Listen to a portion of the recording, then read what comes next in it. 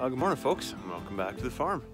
It's an absolutely gorgeous morning here this morning. In fact, the wind has switched. It's coming out of the west again. It was coming out of the east all day yesterday and part of the day before, and it cooled off really bad. Like it was going to snow almost.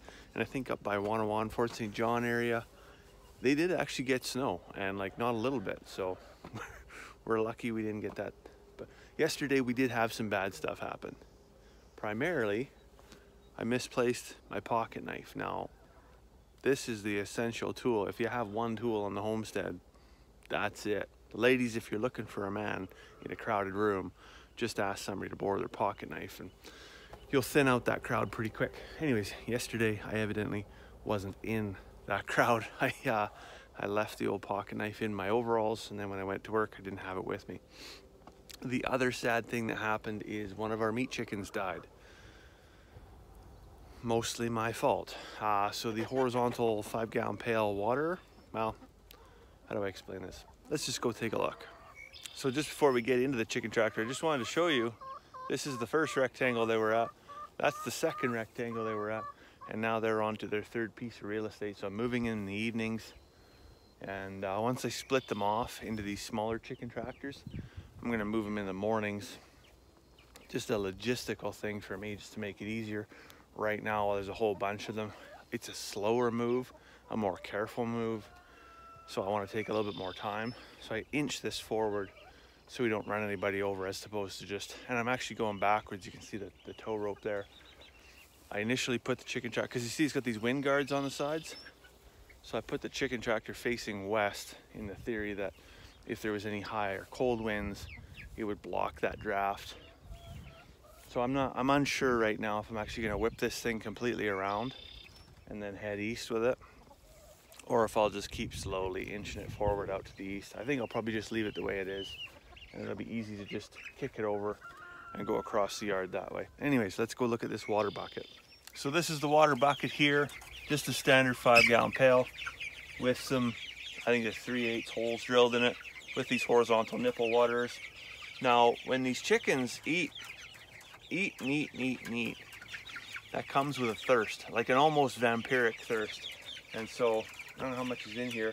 Yeah, so they've just from last night, they've already drank almost a half a bucket of water in 12 hours. So we have a second bucket there just to kind of, so they don't run out.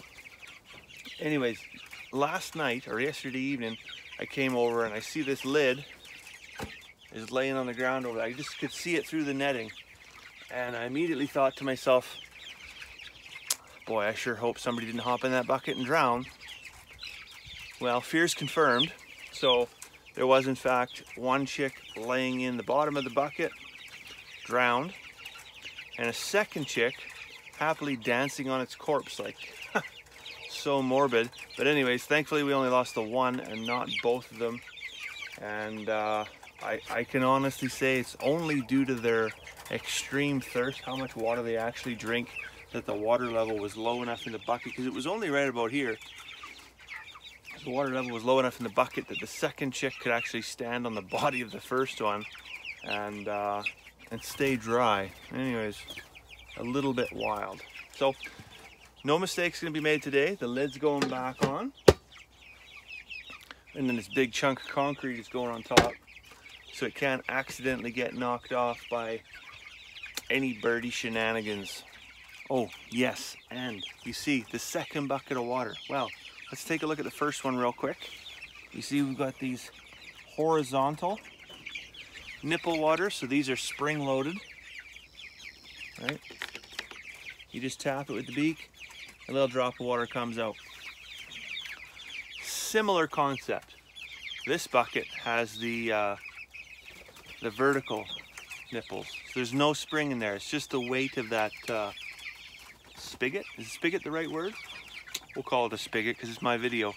Anyways, the weight of the spigot on an O-ring basically creates a seal, and when they tap it with the beak, it displaces the seal against that O-ring, and a drop of water comes out.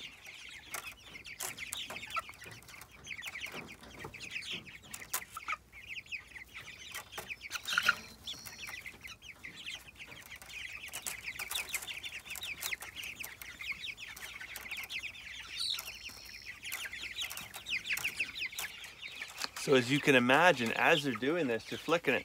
This is not 100% efficient by any means. Now, usually a good rule of thumb is that if one drop's hitting their mouth, one drop's hitting the ground. But at this age, when they're kind of all milling around there, they're not just hitting it with their beaks, they're hitting it with their backs, they're hitting it with their necks as they kind of move around. And so for every drop that they get in their mouth, they're probably wasting 3 and it's hitting the ground. Now, does that upset me? Well, I'm not super happy about having to pack extra water, but it does it does confirm my decision not to use this style of water inside the brooder or inside the chicken house, even for the adult chicks, simply because that water will get on the floor, mix with the bedding material, mix with the manure, the urine, and just make a stinking hot mess.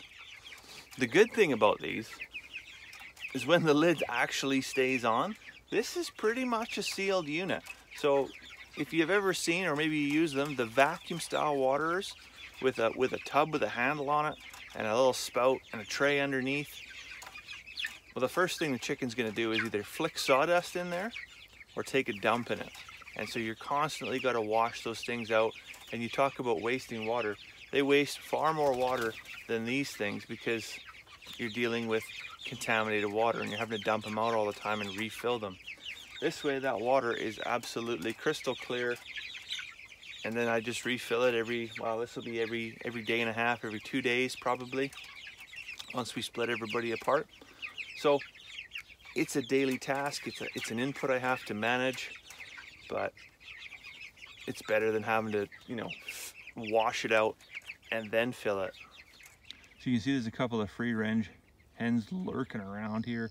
These are kind of the, oh, I don't know, what do they call those little fish that kind of hang around with the sharks and they pick off all the scraps.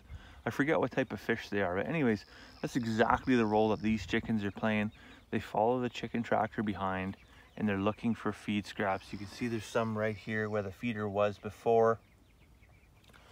And those free range hens are gonna clean that up.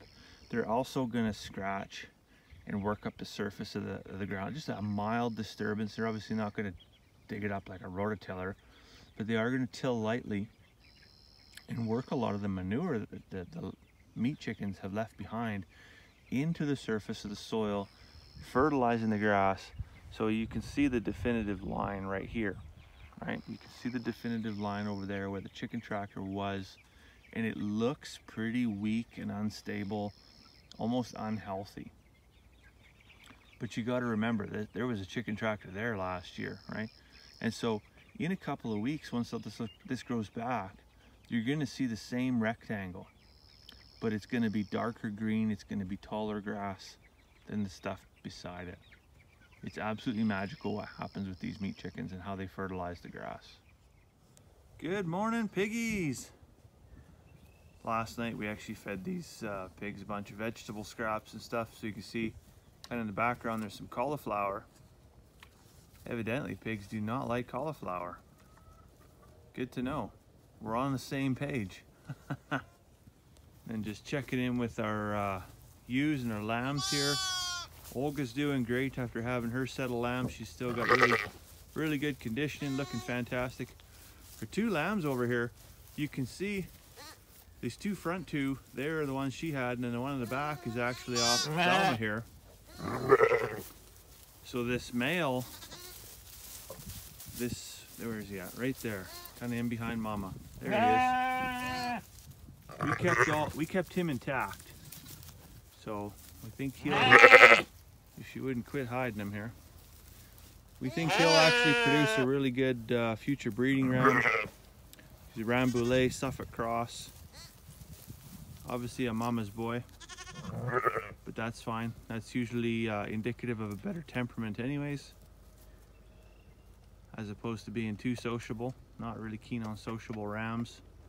They usually end up turning into sausage. I better get some feed for the chickens here. I'm turning into the Pied Piper of poultry. So I'll grab them a bucket of feed. And then I think, I think it's time, because it's summertime now, or as close to summertime as we're gonna get until you can call it June. I think it's almost time to start fermenting our chicken feed again. It's something we did last summer, worked really well. Cuts down on feed cost, unlocks a lot of nutrients for the chickens.